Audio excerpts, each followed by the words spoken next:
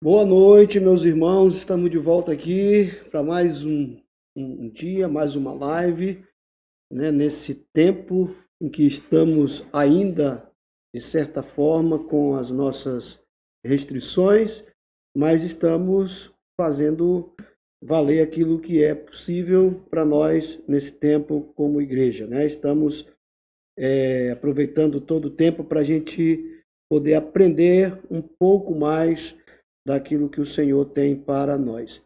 E hoje o nosso tema é a igreja de Esmirna, a segunda igreja, a segunda carta a esta igreja. E nós vamos ver aqui, estava muito pensativo e meditando sobre esta igreja. Você já viu alguma igreja por nome Esmirna?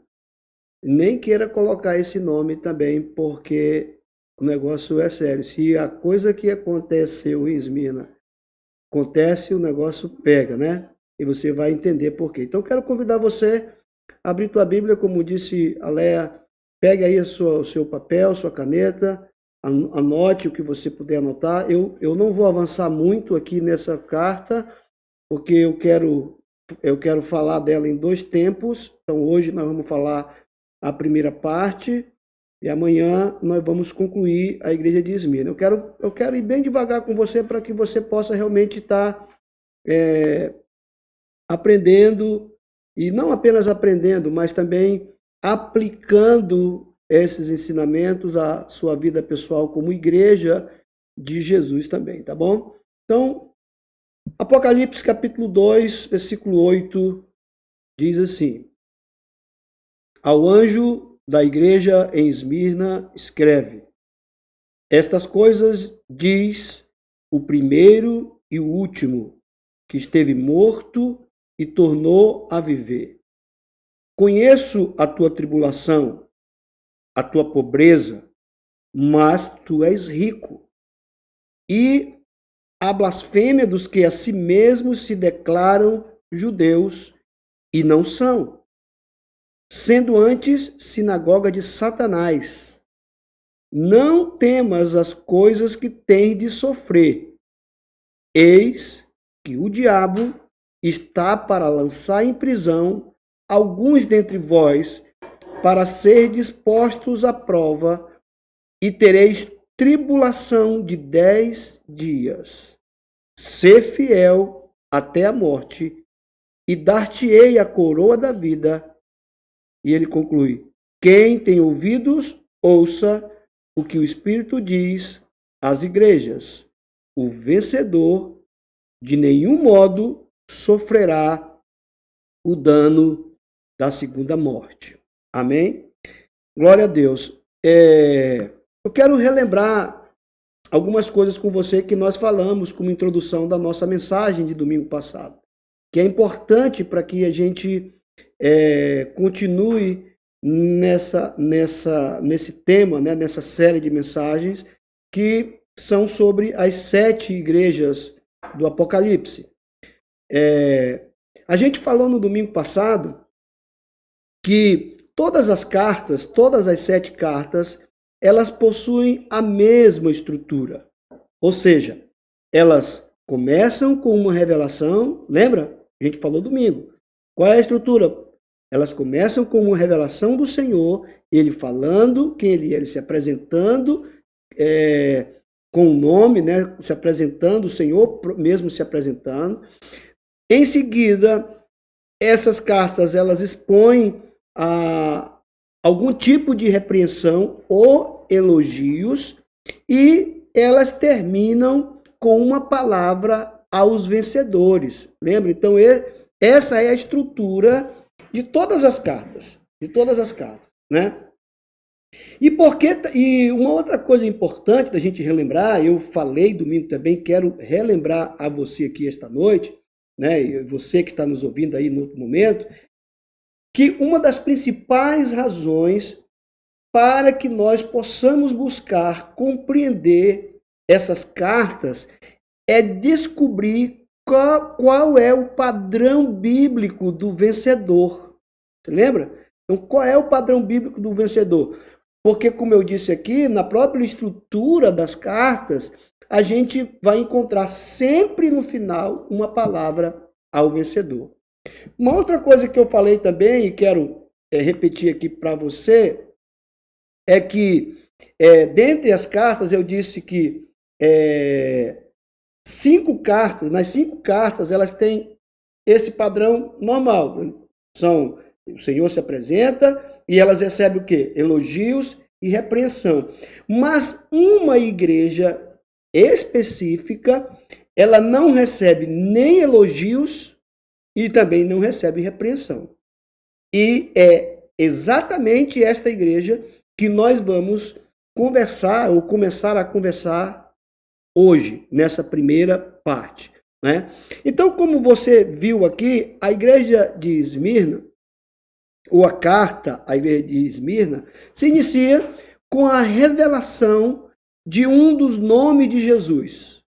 O que ele diz? Escreve, né? E ele mesmo diz, escreve estas coisas, né?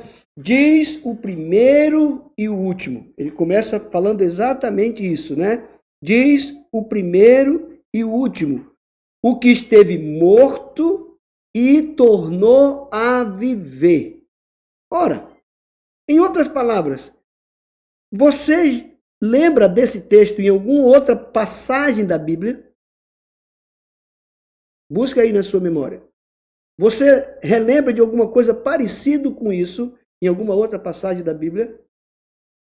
João capítulo 11 e versículo 25. Jesus diz em outras palavras, eu sou a ressurreição e a vida. Então percebe que Jesus está repetindo com outras palavras esse versículo de João 11 e 25. E aí a gente precisa se perguntar, por que que o Senhor se revela dessa maneira tão linda a esta igreja chamada Esmirna? Por quê? Você já parou para pensar sobre isso? Essa é uma das revelações mais lindas que a gente tem aqui, né? Eu sou a ressurreição e a vida. Na palavra dele, a própria igreja de Esmirna, ele diz, estas coisas diz o primeiro e o último, aquele que esteve morto e tornou a viver. Por que que ele se apresenta dessa forma? Sabe por quê, queridos? Porque esta era uma igreja de mártires. Era uma igreja que foi preparada pelo próprio Senhor para dar a sua vida pelo Mestre. A igreja de Esmirna, ela é, na verdade, um quadro profético da igreja do 2º e do 3º séculos. Você lembra que domingo passado, quando eu preguei, ou na mensagem passada, quando nós falamos sobre Éfeso, a gente disse que profeticamente a igreja de Éfeso, ela representa a igreja do 1º século da era cristã. Logo, a igreja de Esmirna, ela representa a igreja do 2º e do 3º séculos desta era. Por quê, pastor? Porque esse foi o período de maior perseguição da história da igreja, como você não tem ideia. Os romanos, que estavam no poder naquele momento, eles tinham simplesmente uma diversão abominável. Sabe do que eles gostavam? Eles gostavam de ver leões comerem cristãos vivos. Devorar os cristãos literalmente vivos. Você já ouviu alguma coisa sobre essa história? No Coliseu, eles colocavam de um lado os leões e do outro lado eles colocavam os cristãos, né? Esses leões, eles ficavam sem comer nada, diz a história, Diz os historiadores que eles nada comiam por até, pense você, por até 2 meses. 2 meses. Então veja, do lado estão os cristãos, do lado estão os leões, do outro lado estão os cristãos. Do lado estão os leões famintos, 2 meses sem comer. Do outro lado estão os cristãos, que são representados aqui por esta igreja, a igreja de Esmirna. Sabe o que é que acontecia ali? Sabe qual era o resultado disso? Era nada mais, nada menos do que um rio de sangue. Um rio de sangue. Sabe, queridos, a maioria dos cristãos de Esmirna morreu na arena, lutando contra esses leões famintos. A história nos diz que eles entravam na arena, vejam só, eles entravam naquela arena cantando hinos ao Senhor. Eles sabiam para onde eles estavam indo. Mas eles entravam naquela arena celebrando ao Senhor. Essa foi a era da igreja de Esmirna. Uma época em que se tornar cristão era simplesmente comprar um bilhete para a eternidade. Era isso que eles sabiam que ia acontecer a todos aqueles que se tornavam cristãos naquele período. Era uma época em que se decidir por Jesus era se constituir um traidor do Estado. Sabe por quê? Os cristãos, eles teimavam em dizer que Jesus Cristo é o Senhor. Jesus Cristo é o Senhor. Os cristãos teimavam em dizer isso. E sabe de uma coisa?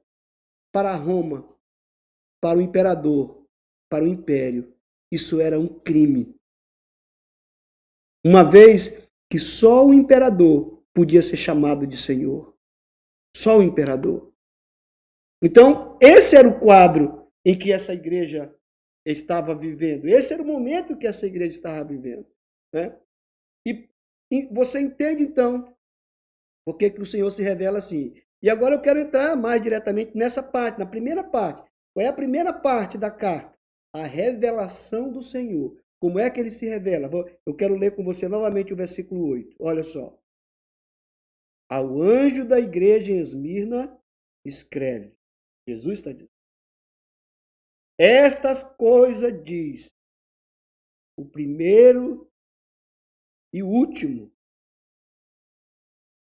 que esteve morto e tornou a viver. Você percebe da importância de Jesus se apresentando dessa forma aqui a esta igreja? Essa palavra Esmirna, se você for consultar, ela vem da palavra mirra, que significa sofrimento. Portanto, como já disse aqui, esta igreja, ela representa a igreja sob uma forte perseguição. É para ela que o Senhor diz, eu sou o primeiro e o último. Eu estou vendo o começo, mas eu também estou garantindo o final da história. Eu estive morto, mas eu revivi. Vocês estão morrendo, mas vão reviver também. Era isso que o Senhor estava falando para aquela igreja. Por isso que ele está se apresentando dessa maneira. O nome do Senhor, e queridos irmãos, ele, na verdade, ele alimenta a nossa fé. Quando nós clamamos pelo Senhor, de acordo com aquilo que estamos precisando, então por isso que o Senhor tem muitos nomes. E ao mesmo tempo, lá no Antigo Testamento, ele diz que ele é o Deus eu sou. Por quê? Porque ele é o Deus provedor, ele é o Deus que sara, ele é o Deus que cura, ele é o Deus que supre as nossas necessidades, ele é o Deus que conhece todas as coisas, ele é o Deus da guerra, ele é o Deus da batalha, Ele é o Senhor dos exércitos, Ele é a nossa bandeira. O Senhor é tudo para nós. Tudo para nós. Então, o nome do Senhor é muito importante para nós. E eu poderia dizer para você que o seu nome, o nome do Senhor, é tudo de que nós necessitamos. É tudo que eu e você necessitamos. Ah, queridos, quantas vezes nós estamos olhando para nossas lutas, para nossas dificuldades, quando nós mesmos estamos buscando nossos próprios desejos, nossas coisas, esses irmãos, eles não tinham alternativa. Eles não tinham outra opção. Eles tinham que ir à morte. E foi assim, durante o segundo e terceiro século. A segunda parte, eu vou começar a segunda parte, vou ficar no meio dessa segunda parte e amanhã nós vamos retornar. Então anote aí. A segunda parte é a mensagem à igreja. Olha qual é a mensagem à igreja. Versículo 9 e 10. Conheço a tua tribulação, a tua pobreza, mas tu és rico. E a blasfêmia dos que a si mesmos se declaram judeus e não são, sendo antes sinagoga de Satanás.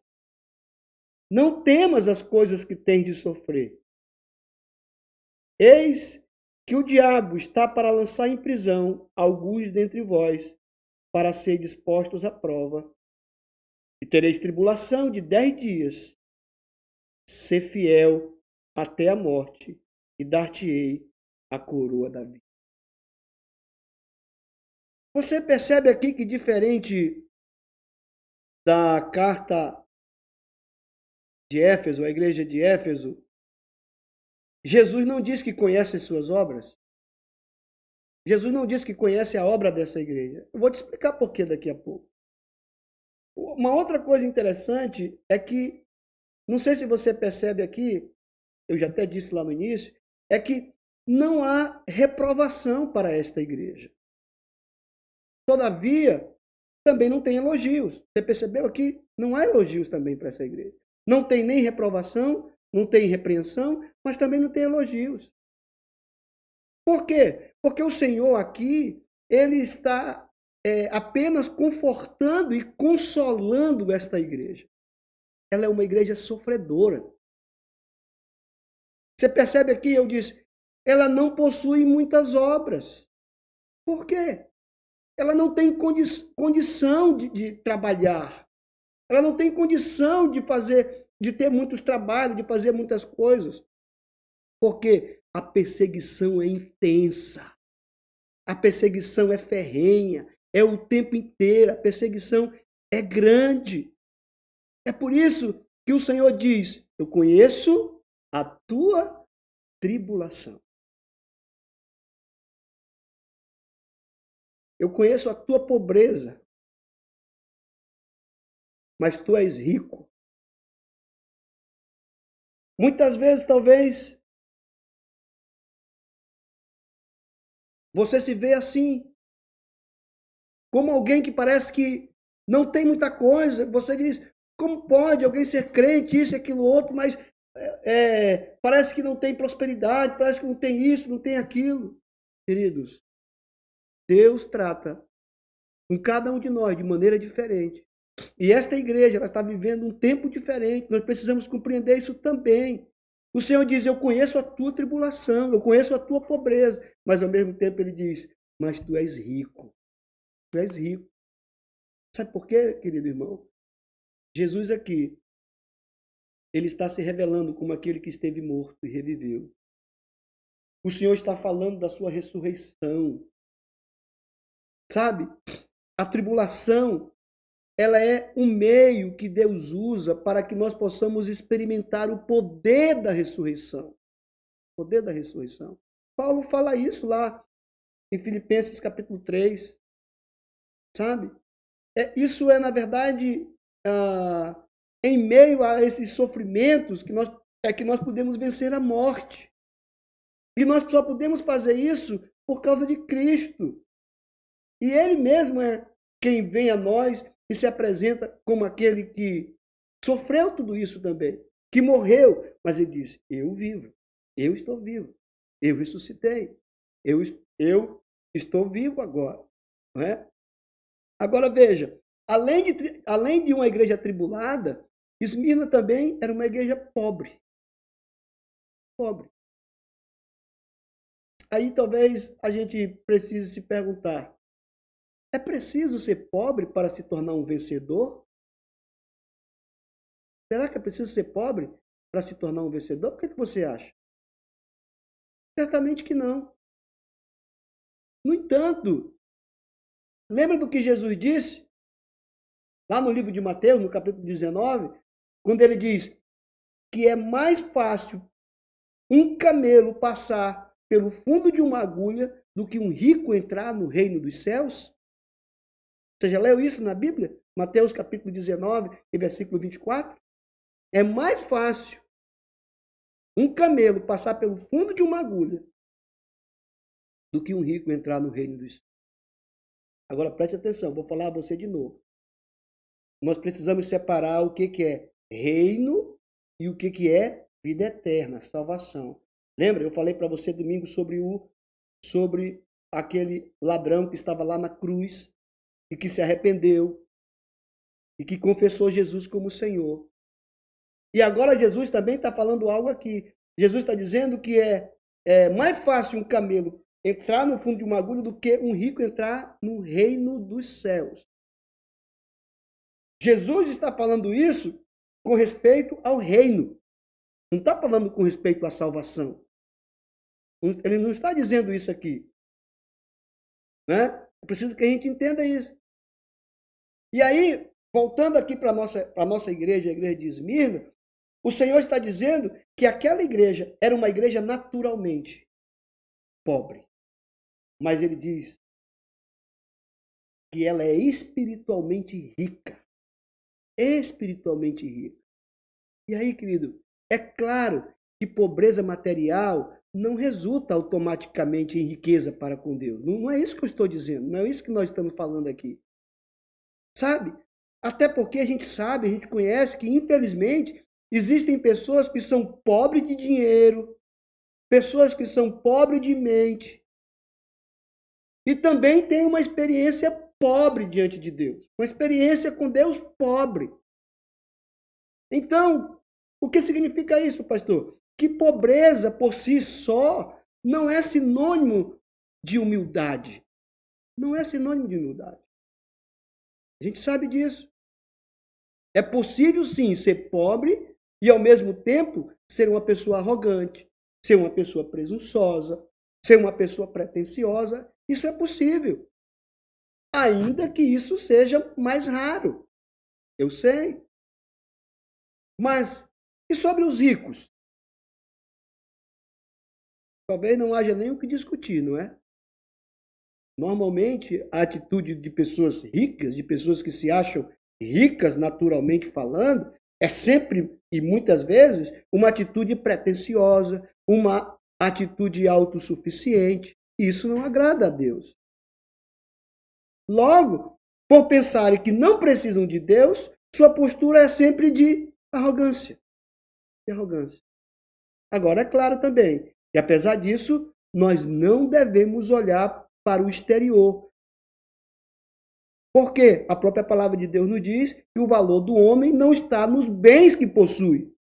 Jesus falou disso lá em Lucas capítulo 12, versículo 15. O valor de um homem não está nos bens que ele possui.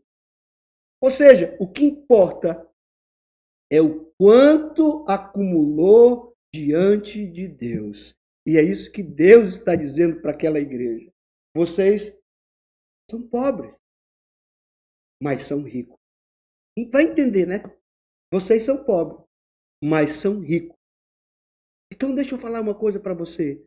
O vencedor é aquele que é rico para com Deus. Escute, vencedor é aquele que é rico para com Deus. Ele pode ser pobre financeiramente, mas o que importa é o fato de ele ter acumulado tesouro no céu. tesouro no céu. É isso que Jesus diz lá em Mateus, quando ele diz, acumuleis tesouro no céu, onde a traça e a ferrugem não consomem. E aí nós vamos ser como aquela igreja de Esmirna. Podemos até ser pobres, podemos até não ter muitas coisas aqui, mas nós somos ricos para com Deus. Sabe, querido, Esmirna, ela estava acumulando tesouro no céu. Por isso é que o Senhor Jesus disse que ela era pobre aqui, mas será rica lá no céu. Isso é poderoso. E é isso que nós precisamos entender até aqui. Eu não quero continuar, porque eu quero deixar você com sede de ouvir mais desta igreja no dia de amanhã. Eu vou terminar aqui essa parte e amanhã nós retornamos para continuar falando acerca daquilo que o Senhor está falando a esta igreja, não é? E depois, no final, nós sempre temos uma palavra ao vencedor, não é? Ao vencedor. E é isso que nós vamos falar amanhã. Deus te abençoe. Um prazer falar contigo sobre isso. Reflita sobre isso. Deus está falando ao seu coração. Amém? Um grande abraço no seu coração. Beijo. Até amanhã, em nome de Jesus.